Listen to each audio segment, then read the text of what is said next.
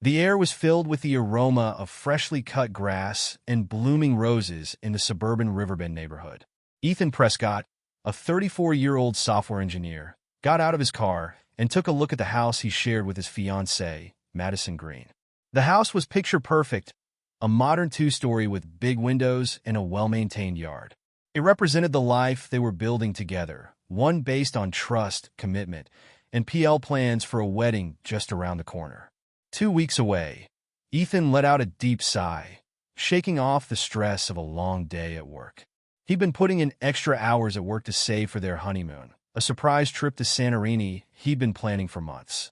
As he walked up the driveway, Ethan noticed the curtains in the living room twitch as if someone had been peeking through. His heart started racing, thinking it might be Madison waiting to greet him at the door. But when the door opened, Ethan stopped in his tracks. There was Madison. Her dark hair was tied up in a stylish bun. She was dressed in a black cocktail dress, sheer stockings, high heels, and a string of pearls that sparkled in the evening light. She looked great, but something about the scene felt off. She didn't smile, and her eyes darted nervously, as if she was uneasy about something. "Wow, you look amazing," Ethan said, his voice hinting at confusion. "Did I forget a date night or something?" Madison gave a forced smile, but didn't step aside to let him in. "No, you didn't forget anything," she said, her voice a little shaky. "Ethan, we need to have a quick chat." He felt a sense of disappointment. The last time she said those words, it was to tell him about a fight she'd had with her best friend. This time it felt different, like it was colder and heavier. Ethan glanced past her and noticed an overnight bag sitting by the door, ready to be taken somewhere. He asked, pointing at the bag. She took a moment to think. "Am I going away for the weekend?" she said at last, her voice barely above a whisper. Ethan took a step back, a little confused. "We're just 2 weeks away from the wedding. Maddie, where are you going to be needed?" Maddie crossed her arms, braced for what was to come.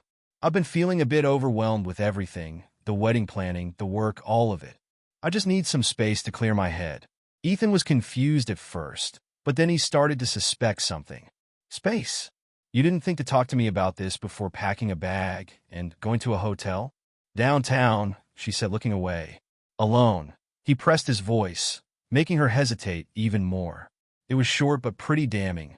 "I'll be with a colleague," she said. Ethan was taken aback by her words. He was taken aback by her admission, his mind racing to process it.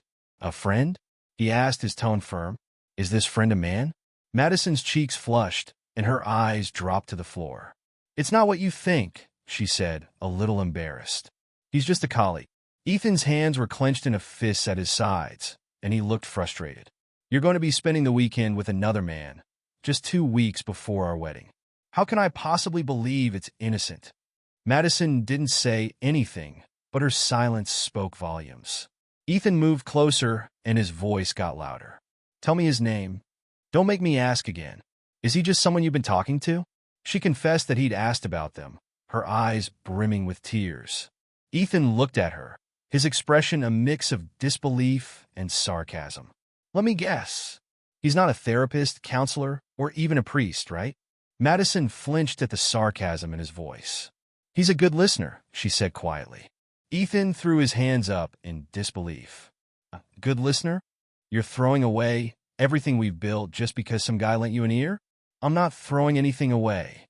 I just need to." She trailed off, her voice breaking a little. "Do this for me, for us." Ethan let out a bitter laugh.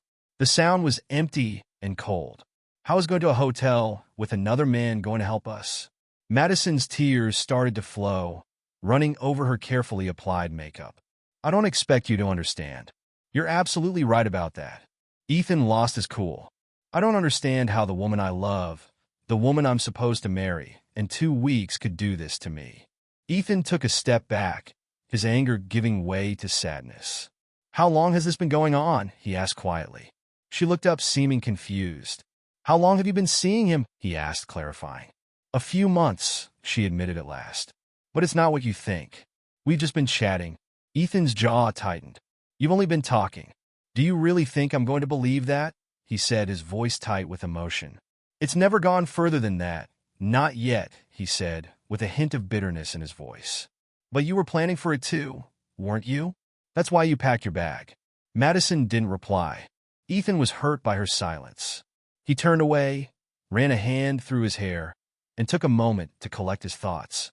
His world was falling apart, and he didn't know how to stop it. He glanced back at her.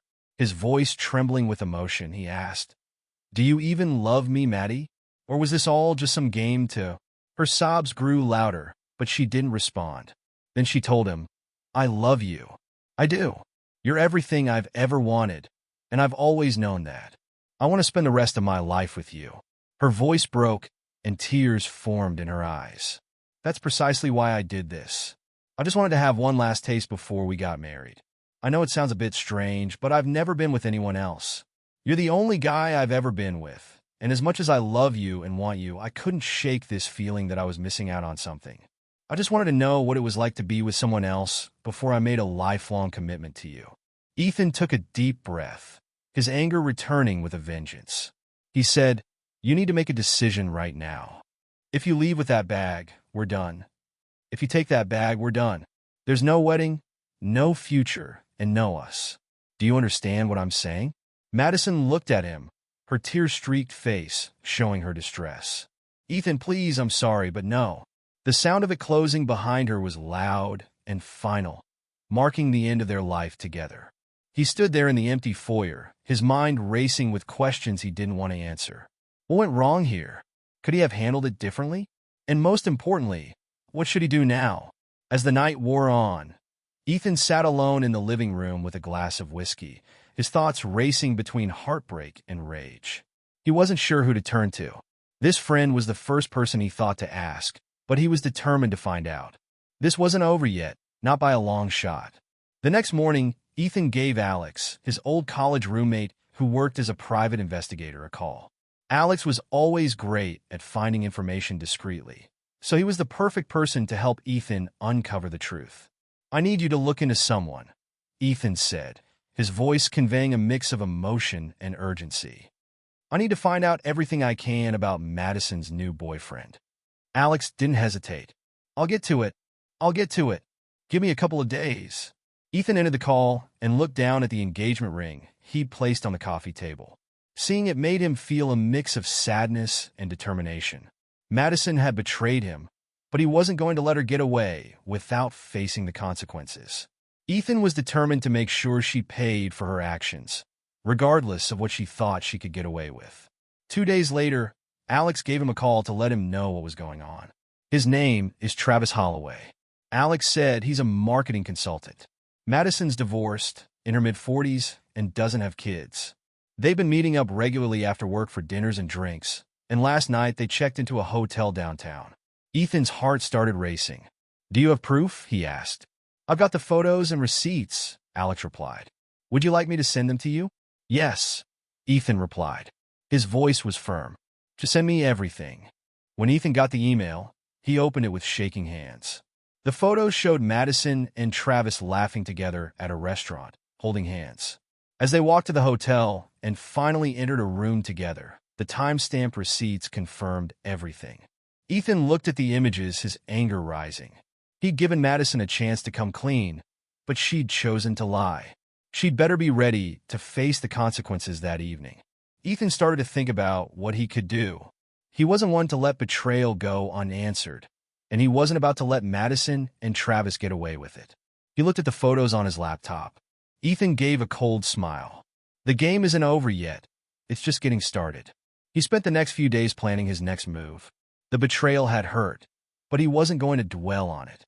If Madison thought she could humiliate him and waltz and then run off with Travis Holloway, she had seriously misjudged him. Ethan wasn't going to just let this go. He was going to make sure they paid a heavy price for it. Their deceit was the first step in his plan to protect himself. Ethan met with his lawyer, Claire Hartman, who had helped him with his business contracts in the past. CLA was surprised to see him walk into her office looking happy, but when he explained the situation, her expression changed. "I want to make sure everything's secure," Ethan said, sliding over a list of assets: the house, his accounts, the car. "We need to get everything secured." Claire nodded in agreement. "You're not married yet, so she doesn't have any legal claim to any of this, but we'll take extra precautions just in case." I'll take care of it. Ethan left her office feeling a bit more optimistic. Madison had taken advantage of his love and trust, but she wouldn't take anything else from him that evening. Ethan got another email from Alex. This one had all the details about Travis Holloway, his home address, workplace, even the car he drove. Travis wasn't just a colleague. He was more than that. It seems Madison was keeping company with him. The thought made Ethan's stomach churned as he stared at the screen. He was still pretty mad about it, though. He picked up his phone and gave Alex a call. "Can you really push yourself?" he asked. "What are you looking for?" Alex replied, "I want to know if there are any skeletons in his closet. Anything shady. Just find whatever you can." Alex let out a short laugh. "I'll see what I can find out." The next day, Ethan started the next phase of his plan. He had photos of Madison and Travis together. It was proof of their affair. He wanted to make sure the humiliation was public. He set up a fake email account and wrote a message that included the photos and a scathing narrative about their betrayal. He sent it to Madison's closest friends, her family, and even her co-workers, but that wasn't enough. He went even further by sharing the photos anonymously with a gossip blog that specializes in exposing scandals within corporate circles. In just a few hours, the photos were online, accompanied by a headline that read, "Marketing mogul caught in scandalous affair with engaged subordinate." The fallout was inevitable. Madison was getting a lot of calls. She was getting calls from friends she hadn't spoken to in months. Her mother, who was a regular churchgoer and took pride in her daughter's engagement, left a voicemail expressing her disappointment and anger. Ethan watched from the sidelines as Madison's carefully crafted public image began to unravel. It was just the start. Later that week, Alex called back, sounding amused. "I think you'll be really interested to hear this," he said. "It turns out your friend Travis isn't as squeaky clean as he makes out. Turns out he's been embezzling funds from the company. Nothing too fancy, but over the years he's managed to siphon off quite a bit." Ethan's lips curled into a smile that was a little cold. "That's perfect," he said. He sent the evidence Alex had gathered to the company's HR department and legal team. He knew they'd be quick to take action. Not only was Travis damaging their profits, but his affair with Madison posed a massive liability by the end of the week. Travis was asked to leave the office by security, which effectively ended his career. Ethan wasn't finished yet. That Saturday, Madison showed up at Ethan's house unannounced. She looked a bit disheveled, like she'd been through a rough patch. She knocked on the door, and Ethan finally answered. He looked pretty cold. "What can I do for you, Maddie?" he asked. His tone was cold and unfriendly. "Ethan, I'm sorry. Please, I'm sorry. I messed up, but I love you. I've always loved you." Ethan let out a bitter laugh. "Do you really love me?" he asked. "Is that what you told Travis every time you snuck into his hotel room?" Madison winced. "I didn't," she said. "I think you're being untruthful." Ethan let out a loud, angry roar. "I gave you a chance to be honest with me, and you chose to leave, and you ruined everything we had worked for." Madison dropped to her knees and started crying. "I was a bit confused, Ethan. I wasn't sure what I wanted, but I know now that I want to be with you. I'd like to ask you for another chance." Ethan looked at her, feeling a mix of anger and contempt. "Do you not understand?" he said in a calm voice. "This isn't about giving you a second chance. It's about facing up to the consequences.